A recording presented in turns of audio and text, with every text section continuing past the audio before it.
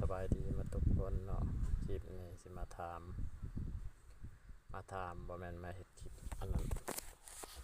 อธิบายเนาะรถคูโบต้าบอนที่ถ้าค่อยใช้อยู่แม่น M108 เนาะหากก็ใช้ได้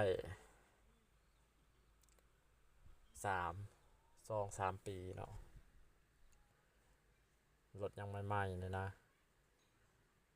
แล้วมันเร่งขาดเคินๆนะเร่งแบบบ่เต็มที่สาเหตุมันเกิดจากอีหยังเนาะ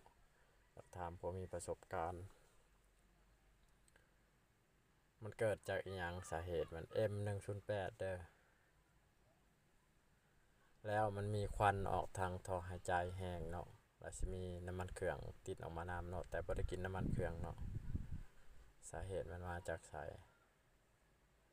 อยากถามผู้มีประสบการณ์ทาง YouTube ไปที่ฮู้คอมเมนต์แนะนำหน่อยเด้อเนาะเพราะว่าถามสร้างเพิ่นก็ถามบ่แม่นถามสร้างถามศูนย์เนาะเว้าผิดเพิ่นก็บ่ฮู้เนาะว่ามันเป็นย้อนหยังเนาะแต่ว่าก็เฮ็ดเวียกได้อยู่แต่มันบ่เต็มที่เนาะ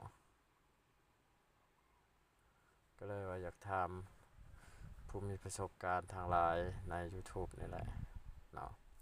เขาไปค้นหา Google YouTube Google Chrome มันก็บ่เห็นเนาะส่วนหลายมันสิเกี่ยวกับน้ำมันแล้วก็มันบ่แม่น M108 แต่ว่าน้ำมันน่ะไหลหมดแล้วมันก็ยังคือเก่าเนาะ